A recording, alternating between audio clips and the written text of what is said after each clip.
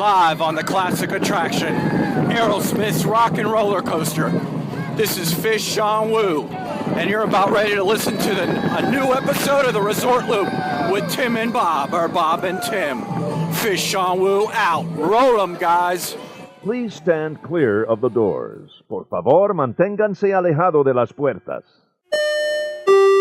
For those of you remaining on board, our next stop will be Disney's Contemporary Resort, with continuing service to the Transportation and Ticket Center and Disney's Polynesian Resort.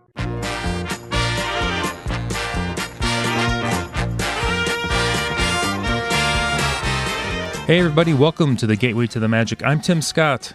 I'm Bob Collar. And this is the Gateway to the Magic. ResortLoop.com. Bob. Tim. We're here for episode 115. Yes, we are. Can you believe it? I cannot believe it. 115 episodes in the bag. It's been fantastic, hasn't it? It's been a canvas bag because we're recycle here at ResortLoop.com. Oh, okay, yeah. Really? That's how we're going to start the show? That's how we're going to start it. No, we are going to start it because this is a big day. Big day in Disney history as we record the show. It is a big day, but before we start... What? I'm interrupting you. I'm jumping all over you. That's okay. I've got to throw a shout out because we have, as we've talked between the two of us many, many times, we have the best listeners on the face of the planet. Absolutely. And our listeners are so fantastic. They care so much about us. And I'm not being facetious. I'm not being smart. They truly care. A great example of that is our good pal Disney Chicago on the Twitter. Oh yes, very concerned about you, and your remark to Tom Skaggs, the my buddy, president of Disney Parks. Yes, he's concerned because you called him Tommy. Yes, so he reached out to us on Twitter. And, said that it might not be too late for an apology. Oh. Even though you know Clooney. Well. Apparently. Yes, I might be going to the wedding. So you say. Exactly. He thinks that maybe if we just give the president of Disney Parks a shout out on Resort Loop, maybe that'll heal those wounds. Are we assuming that he was upset by my remark? I would be thrilled if he were, because that would mean he was listening to the show. Okay, well, I apologize that if any way I hurt Mr. Stagg's feelings. Okay. Hey, Tommy! No! Look us up at ResortLoop.com, the gateway to the magic. Chris, thank you very much. Thanks, Chris. Concern. Yeah, that one little, yelling out his name there got a huge response from all over the place. I couldn't believe it. Yeah. Tommy. We're never being invited. A lot of people got invited to the new Seven Dwarfs opening. Not us. Thank you. No. I blame you. Well, you blame me for everything anyway. That's true. What I don't blame you for is the great guests that you have had. You have worked so diligently to get. For example, our good friends over at Joffrey's Coffee, Chris DeMezzo over there, and I got a little story. Do we have time for a quick story? We have plenty of time for a story. All right, my lovely wife and I had for a rare opportunity to actually go to breakfast together this morning, and we went to a chain place that serves breakfasts. Right. Rhymes with gherkins. Shh. Sorry. Anyway, my wife, of course, we at breakfast we like to have our coffee, and we had our coffee, and my wife actually reached across and she goes, "Let me taste your coffee," and she took a sip of my coffee and she said, "Ooh, that's not very good." I said, "It's not Joffrey's coffee. That's why." Exactly. Why we have become so spoiled. You know what? Our coffee palates have totally adjusted to really good coffee. And we can't go back.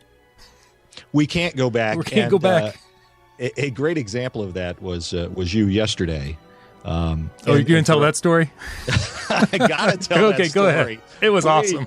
I know they want to get on with the show, but as many of you know, Tim and I work together. And we typically anyway get a lot of weird looks. Yes. Just because we're Disney fans, you guys know. Yeah. We don't have to explain that part. But Tim had brought in his French press as Joffrey's coffee. In a paper Chipotle bag. and we got even more weirder looks than we normally do because, Joffrey's being the official coffee of ResortLoop.com, we even have to take it with us. That's right. It's just that it is that good. And again, as you have said many times, we're not getting anything out of this. We get no kickbacks from Joffrey's.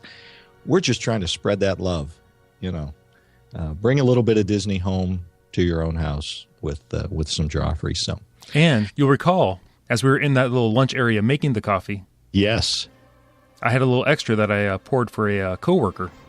Oh yeah, I left who walked in on us, which sounds really weird in itself. As for French pressing, which again is actually just coffee. Why we get the weird looks. Exactly.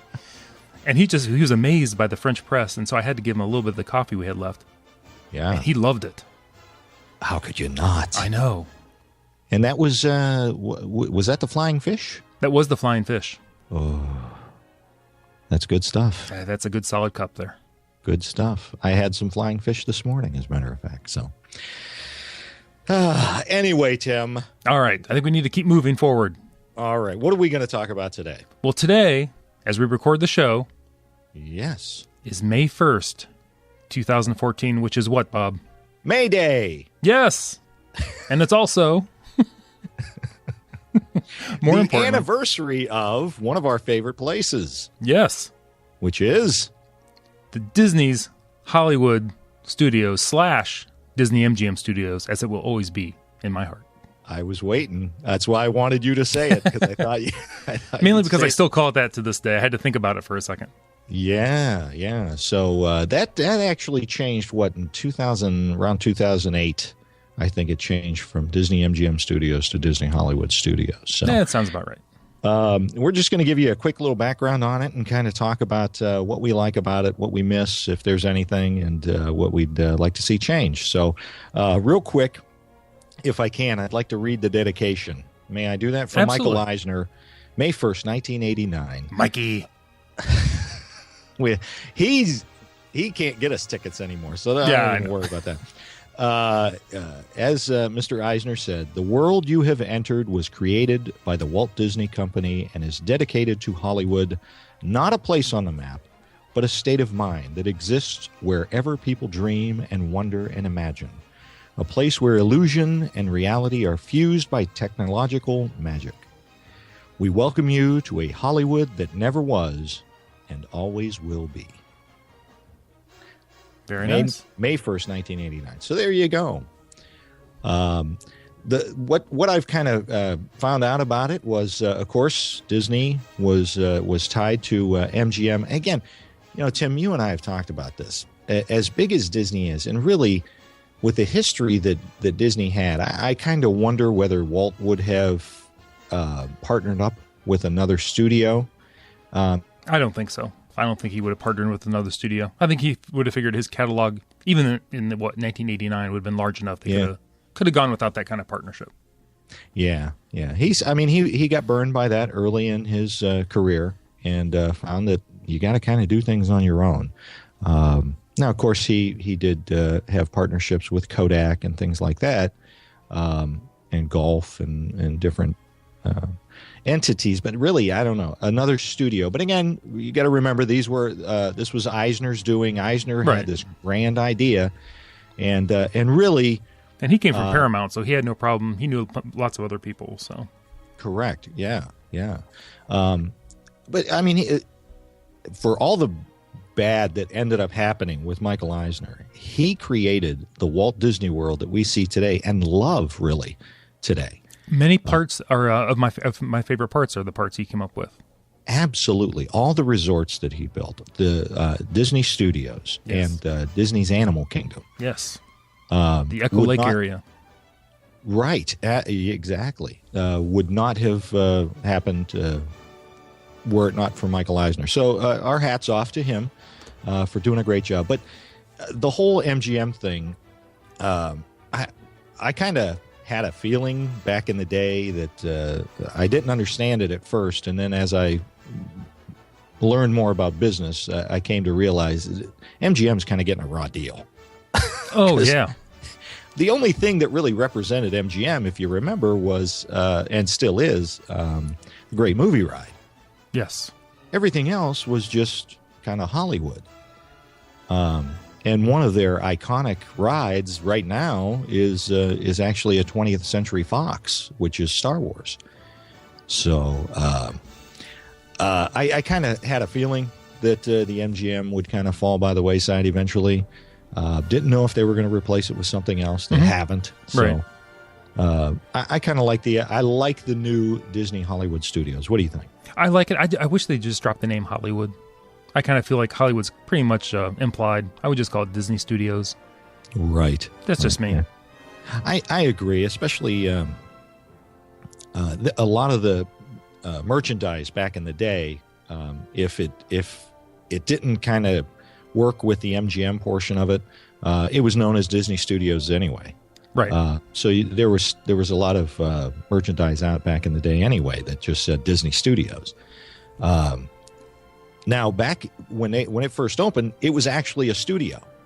I know. That was one of my favorite parts of going. Me too. To actually have the opportunity to maybe see something going on. Yes. Would have been so very cool. And a lot of times, would they have like the star of the day? Yes. Where there'd be a celebrity of, some level would be in the parade. And I've even seen them, or at the time I'd seen them doing, satellite media interviews. Right. Where you just see them there in front of a camera with the Hollywood, with the studio Chinese theater in the background. And they were doing like media tours on satellite for different stations across the country. Right. Exactly. And if you remember when you'd go through the animation courtyard, you could actually see an animator working on whatever the current film was. Yes. The current animated film. So, and you got to remember, there were a lot of films, believe it or not, that were animated films that were made at least partially at the Disney Studios in Orlando. I know Mulan was, and Lilo and Stitch. Yes, they were. And I think there was one other one, and I can't remember which one that was. But how cool would that be? You can't forget. One of my favorite ones was Thunder in Paradise. I was waiting. Were you waiting for that one? The syndicated show with Hulk Hogan. It was awesome. It was so cheesy. Even at the time, it was cheesy, but it was just entertaining because you knew he was running around Epcot. It was fantastic. It was so bad. Look it up on YouTube if you haven't yet. Yeah, it was pretty bad. It was very bad. But Thunder in Paradise, Let's Make a Deal was down there at the time. And then they moved it back out to Hollywood. They always did those specials. And I don't know if they do any of the specials anymore. Like Wheel of Fortune, they had a special at the studios. Now I know Regis and Michael will go there sometimes. Or Kelly and Michael will go up sometimes too. Kelly. No, you're right. Like every once in a while, you get like a Good Morning America will do something from down there. Those kind of things. Right. Which is okay. Yeah. But it'd be nice to have those studios, the working studios back. You know what I would like to see with the studios? What's that? And I think I talked about this before. I would like to see maybe like a late night talk show or a daytime talk show. Just do it from there every day. That's their normal place. That's where they do the shows. I like that idea. Because, those shows, they usually record, during the day or early evenings, like 5 o'clock anyway. Right. So you got to build an audience. Right. I think that'd be fantastic. And what better place to do it, really, than over where American Idol experience is right now? It's a big theater. Yes. It would be perfect for something like that. Hey, you know what? I would just like to get rid of that Idol thing altogether. Yeah, it's. I think it's kind of reached its pinnacle. Well, even American Idol itself. Yeah, I think they keep it at the studios because it's getting higher ratings than the TV show. The whole audience is larger. We had 30,000 people here. How many did you have watching? That's right. Oh my gosh! But I love Superstar Television. Yeah, That was there before that. yeah. You would get some interactivity with the with families just in classic TV shows. Right. I'm surprised they didn't just kind of update that more, maybe throw in some different shows. Although, I Love Lucy was a classic. Oh, that was so good. Oh. Where they pull a guest out and have them recreate that with her. That and with the technology today, it could really look like that person is in the TV show or the movie with that star. That would be very cool. Yes. I love that idea. That's a great idea. So, what else would you like to see there? what else would I like to see? I would like to see the car thing in the back. What's that called again? I'm blanking all of a sudden. Cars Land. No, I want to see that. I want to get rid of the lights, motors, action. You want to see that go away? I would like to see it go away. I don't find it entertaining anymore. Once I saw it once, I was done. Yeah. I know we had never seen it before, so we said, well, let's go check it out, and we did, and we said, okay, yeah, we saw, the debut year it came out. It was imported from Paris. That was the exciting thing, right? So, but after that, although we talked about this the other day, one reason you think they keep it. Well, I'll let you say it. Oh, well, because of those massive stands, it brings in so many people and alleviates some of the bottlenecks in the park. You're talking, I don't even know what those stands hold, but let's say it's 5,000 people. That's 5,000 people that aren't walking around the parks trying to get on Tower of Terror. It's a crowd eater, pulls them away from the center of the park. Exactly. So, I wouldn't mind seeing that go away. I know everybody wants to see Cars Land in there, and there's some rumors floating around that the person, the lady that was kind of the lead in putting Cars Land in California has relocated to Disney World. So there's speculation that that's coming to Walt Disney World. Right. But I don't know. I don't know if I would want to see the exact same thing. The iconic rides, the classics, Pirates of the Caribbean, Jungle Cruise, those type of things. I like the fact that those are in each of the parks, but I kind of like the idea of parks being unique unto themselves. So I don't know. Maybe that could be where Star Wars Land can go. But I know you have heard a rumor floating around. Well, I don't know if it's so much a rumor, but it's something we had talked about before. I think a lot of other people think the Star Wars thing that they bought, the whole franchise, it's worth being a fifth gate on its own. Yeah, absolutely. And not that that's going to be any small project. Yeah. But I think it's probably the only property they own they could build a whole new theme park around. And it would pack people in, because speaking of Star Wars, that's another thing that Disney Studios has is the Star Wars weekends, which are huge. Yes. Draws. Huge. They actually, I believe it's extended an extra weekend this year. I think so too. Yes. And it's that big. I mean, it's something. I got to catch the tail end of it last year when we were there, and it is very cool. People, they're into that cosplay kind of stuff that you see over at Comic-Con in San Diego, and they show up in character, man. We were there for one also, and we didn't realize it, until we were walking in the park and saw all this stuff. And I saw Princess Leia walking by us. Yeah. It looked just like her. It was fantastic. Little kids dressed up. It was really awesome. Yeah. It gives people the opportunity to have Halloween, an extra Halloween out of the year, I guess. You need the lightsaber recharging stations next to the iPhone stations. Well, And don't forget, one of my favorite times to go to Walt Disney World is of course Christmas time, and they have the Osborne Family Lights Spectacular, or as they're calling it now, the Osborne Family Spectacle of Dancing Lights. because now they set it all to music and all of that stuff. So, Yeah. and that's over on the Streets of America, which is I like the Streets of America. I really like just hanging out there. Oh, yeah. You know, and again, that was one of the things I remember they were shooting, and actually I got to see Bette Midler at the Streets of America. They were shooting some sort of promo. Okay. And she was up in one of the buildings yelling down to somebody. And they had, you could walk around and see her, and as long as you kind of stayed your distance, they had rails up and stuff, so you couldn't get too close. But they were actually shooting, and this was, of course, back in the late 80s, early 90s. I can't remember exactly when that was, but when it was still a working studio. So I think for me, that would be the thing that I would like to see come back most, is the working studio. You know what I'd like to see, now that I think about it? What's that? You know how Disney and Universal have this thing with Marvel, Oh, yes. where Disney can't use any Marvel characters in their parks. Right. Well, at least in Orlando. And, Right, I'm sorry. Possibly the U.S., yeah. Right. At Disney World, they can't use the Marvel characters inside the parks. Right.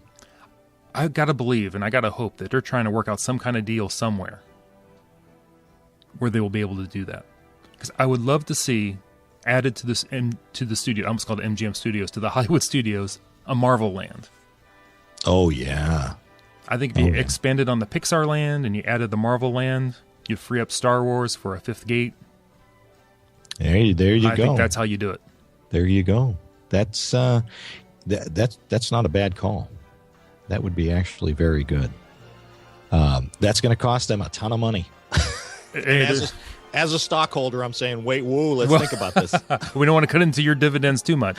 That's my 38 cents I got last year. Don't be digging in there. You can only release so many billion-dollar movies, Bob. I just want a little cut of that. That's all. I know just you a do. little cut. I don't understand. Yeah, that would. I would like to see that. I really would like to see, because I know everybody's so worried about this new Star Wars that's coming out. But if you look at what they did with the Marvel franchise, Yes. And Marvel's kind of spread out all over. That's why you don't see a lot of the X-Men and the Fantastic Four and who's the other, Spider-Man. Right. You don't see them coming into the Avengers stuff because they're other studios. Disney's still in negotiation trying to bring them into the fold, but their rights are owned by other studios. So, it's going to be tough for them to pull that over, but man, it would be so good. And I think that you're going to see the same thing in these Star Wars movies, these next 2 or 3, whatever they're going to make Star Wars movies. I think you're going to see that same passion and that same intensity as you're seeing in like the Avengers and Iron Man and Captain America movies. Right, well, they're hiring the right people for all these positions, and that's going to be your key. Absolutely. So, and maybe that's going to tie into what you're talking about, that fifth gate, because if they do a Star Wars land, what better way to kind of get that ball rolling than some fantastic movies, bringing Star Wars back into the spotlight. So, right. What do you think of Indiana Jones Stunt Spectacular? Should we keep it or get rid of it?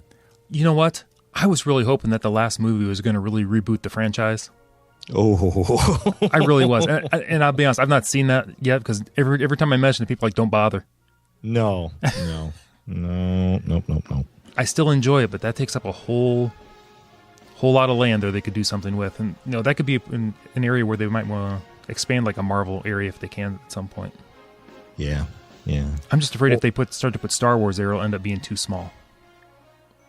Well, yeah. It's going to depend on what they decide to do, right? I don't know. I mean, I like the Indiana Jones Stunt Spectacular, and again, it's supposed to be a studio where you're learning about Hollywood, which is good. But I don't know. It may have found or reached its shelf life, if you will. So, I don't know. If they're going to expand Star Wars, I would think that would be the natural place for it to expand into, is over into Indiana Jones. Yeah, well, it's the cheapest option they have. Yeah. Yeah. So. I will say I was thrilled when they expanded the whole Jedi Training Academy for those kids. My son got lucky enough to do it, and oh my gosh, what a great experience for those kids to be able to go up against Darth Vader or Darth Maul. Yes, the kids love it. Boys and girls. Yep, my son still. I mean, he's 13 now, and he was like 8 when that happened, and he still has the picture hanging on his wall. It was just very cool. So, have you done the back stage tour at all with whatever was left of it? It's pretty sad. Yeah, I've heard. It's pretty sad. I know Residential Street's gone now, right? Yeah, it seems like it is. Yeah, it's been. We didn't do it last year. Mm-hmm. So it's been a few years, but yeah, I know that the Catastrophe Canyon is still there, but and that's such a huge undertaking. So that's going to be tough for them to tear that down because there's a lot that goes into that thing. Yeah, I remember enjoying that a lot at the time when that came out. That was fantastic.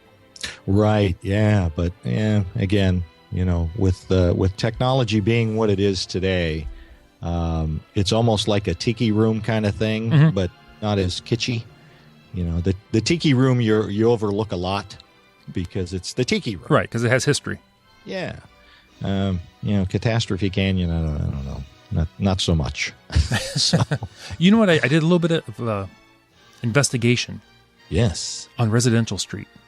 Yes, because I recalled because we went there when the park opened when I was a youngin', as they would say. And I remember them saying that, look, over here is the exterior that they use for the Golden Girls. Yes. I love that. So I did my research. I'm going to click on my little thingy here. Uh-oh. Oh, geez. And the Golden Girls, no, just stay with me on this. That house exterior was not the original one used in the show. What? The Golden Girls' first episode was September 1985. So it can't be. No. Because they broke ground, according to StudioCentral.com. Wait a minute. On March of 1986. So they didn't break ground until a year after the show was on. So I did my investigative journalism. Wow, look at you go. And I'm just going to say, so the original house for the Golden Girls was actually a house, exterior, real house, from Brentwood, California. Really? Yes. And then according to the website I was looking at, or the article, which is from the Huffington Post, said from the second season onward, the exterior shots were filmed at Walt Disney World's Hollywood Studios, which would have been the MGM Studios then. Wow. It was an exact replica of the house from Brentwood, California they had built on Residential Street. How about that? So I'm just throwing it out there. Because I remember back in the day thinking, how could the show's been on like a year or two now. How could they have just used this exterior? It wasn't just sitting here in the middle of the in the studios, and they decided, we'll just, we'll throw up a facade of a house here. Wow. Hey, a little smoke and mirrors, a little movie magic. Yeah, so I was just throwing it out. I thought when I was looking up stuff for the show, I came across that, and I thought I had to share that. How about that? So there's some trivia you might be able to use down the line in the contest. Interesting. Yeah. Interesting. One last thing I got for you, my friend. I love these. The Mickey Sorcerer hat. Yes. I want to know how you feel about it. Now, before we are not putting a giant hand with a spatula on it. No. I'm just telling you, that's not going to happen. What do you think of that thing? I still prefer the Chinese theater. Yeah. Although I will say it's not a Disney icon per se, the Chinese theater. No. Where the animators head absolutely is. But I miss the Chinese theater being the main icon. Yeah. Now maybe I'm an old guy, a traditionalist. I don't know. Well, I will say this. I have think? been to a man's Chinese theater, if that's what they're still calling it, in Hollywood, and I would much rather be at the one at Walt Disney World. Because there are some, let's just say, strange people that hang out in front of that place trying to get people to give them money to take pictures. So, it was quite an education for my young children to walk around the original man's Chinese theater. You're just going on, see how well themed this is? Look at all these cast members. Yeah. little odd, a guy walking around with a Superman costume on and a Batman mask. A little weird, just odd. You can decide. Right. So, I like the old theater idea, but again, that was one of those contractual things that they couldn't really do that without involving another company, and that other company didn't want to play nice with Disney at the time. So, what are you going to do? I'm not a huge fan of the Sorcerer Hat. I think they could. I would like to see them come up with something else, but I think that one's here to stay as well. So yeah, it could be. At any rate, Tim, happy birthday to Disney's Hollywood Studios. Yeah, it was kind of nice looking back, thinking what we could do in the future with it. Not we, but them. I don't think they're going to consult us. Well, but if our good friend Tom Staggs wants to give me a call, that's area code 414-WDW Loop. There you go. He can leave us a show open. Speaking of show opens, thanks again to Sean Woosley for his show open today. And call that number. Give us your show open. Tim, that is all I got. Oh, that's all I have as well. Thanks for listening, everybody. I'm Tim Scott. You can find me on Twitter, ResortLoop.Tim. We have the website, ResortLoop.com. And I'm Resort Loop Bob on the Twitter. Don't forget Facebook.com/Resort Loop. Still have time to vote in the Best Disney Moms Looper poll. So get on that. Don't forget us on Instagram. That's right. And rate us on iTunes. And where else can they listen, Tim? You can always listen to us on The Stitcher. The Stitcher. Absolutely. Everybody, thanks for joining us. Happy birthday, Hollywood Studios. This has been the Gateway to the Magic. See you, everybody.